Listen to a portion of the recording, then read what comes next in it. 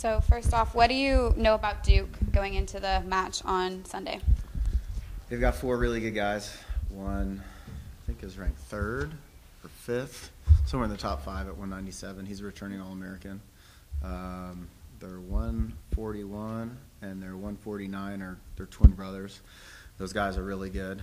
They're in the top 20, and then their 165-pounder is pretty tough too. So, college wrestling, it's all about matchups. So how each team matches up. If we're able to upset one of them there, that's certainly going to help us. That's definitely going to go in our favor to kind of take away that advantage they might have at those weights.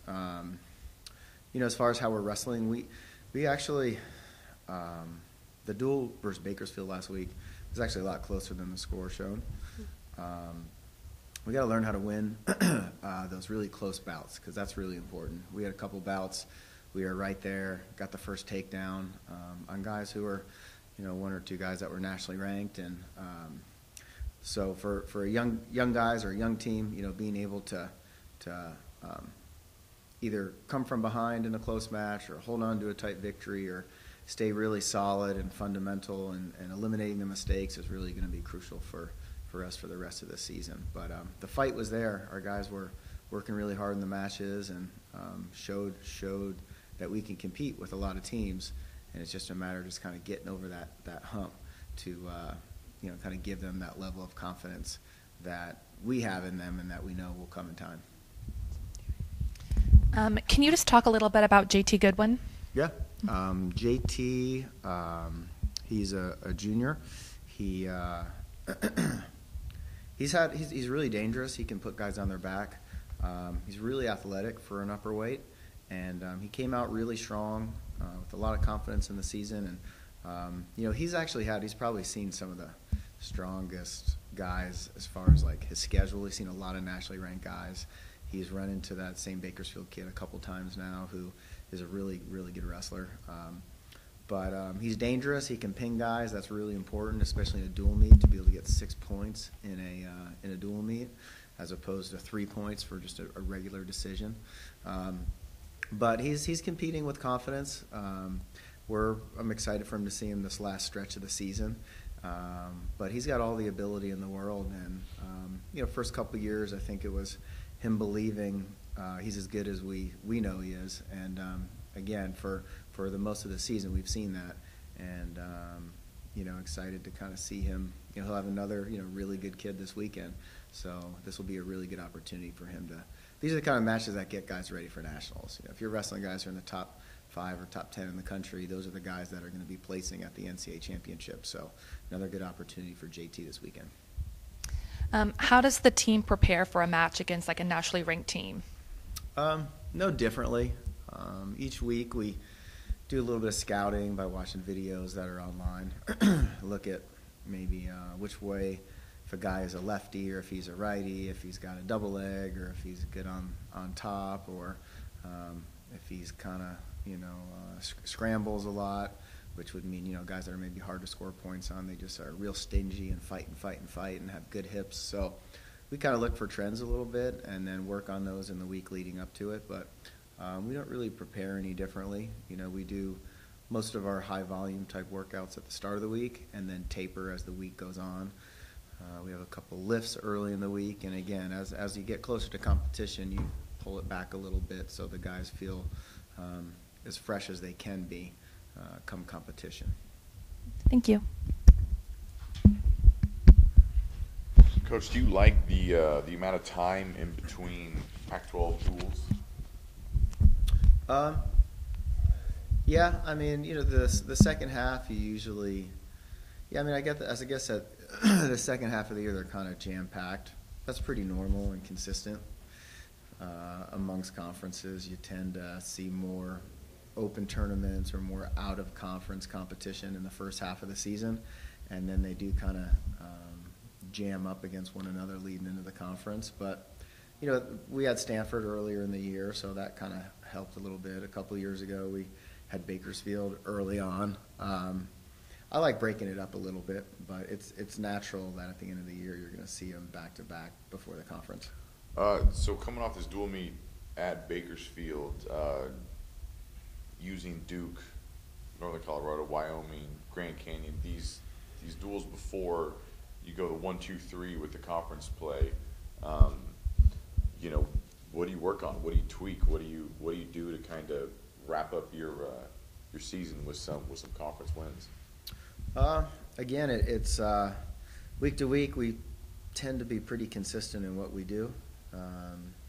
Again, we do a bit of scouting. You know, with the Pac-12 teams, we've seen them more often, whether it's a dual meet the previous year or when we go to Vegas, there's a strong Pac-12 representation there. We go to the Reno Tournament of Champions, there's a lot of Pac-12 teams there as well.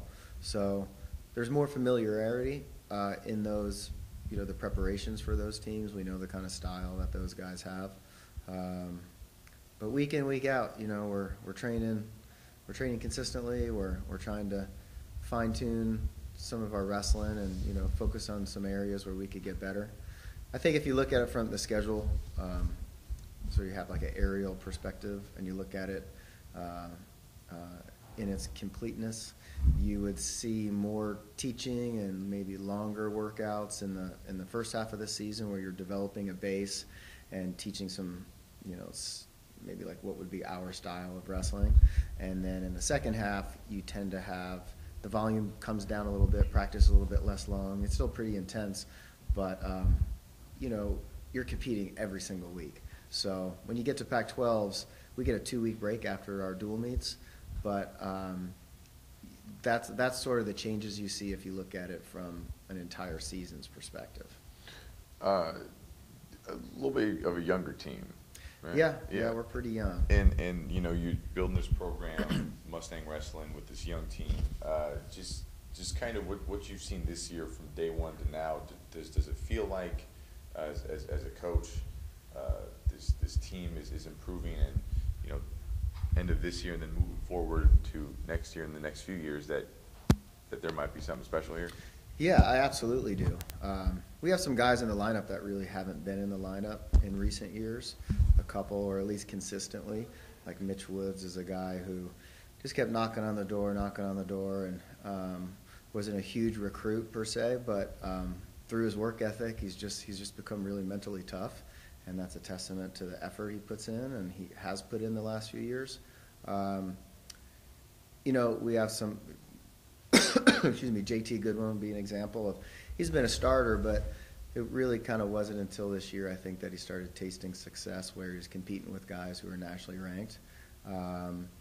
We're still, I mean, we don't have one senior on our team, on the entire team, not just in our lineup, but on the entire roster. So, you know, if you were to look ahead, we're trying to focus on this year, but we have, you know, Spencer Empey's only in his second year of eligibility.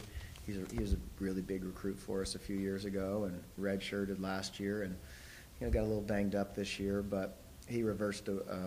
He lost to a kid from Bakersfield by pin at Reno and just beat that guy in the duel. You know, Colt Schilling battled a little bit with injuries, but again, is only in his second year of eligibility right now. And then we've had a freshman at 25, a freshman at 49.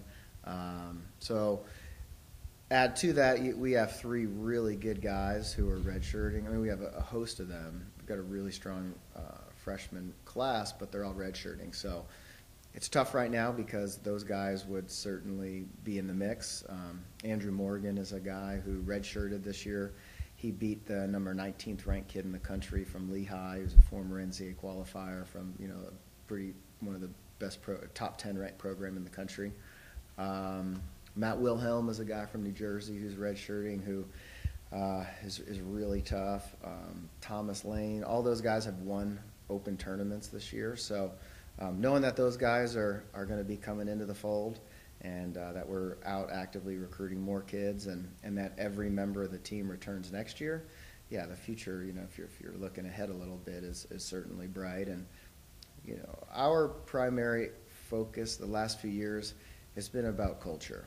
And you can bring good kids in and you can get really good athletes, but if they're not coming into the right culture, or any organization for that matter, it's not really, you don't have the foundation that you need. So for us, the last few years, we haven't had the kind of wins that we would like, or the amount of wins that we would like, but coming into this year, we felt really good about the foundation for the program and having the right people, athletes, coaches. So we know the right things are taking place. It's just a matter of time. Coach. Thank you.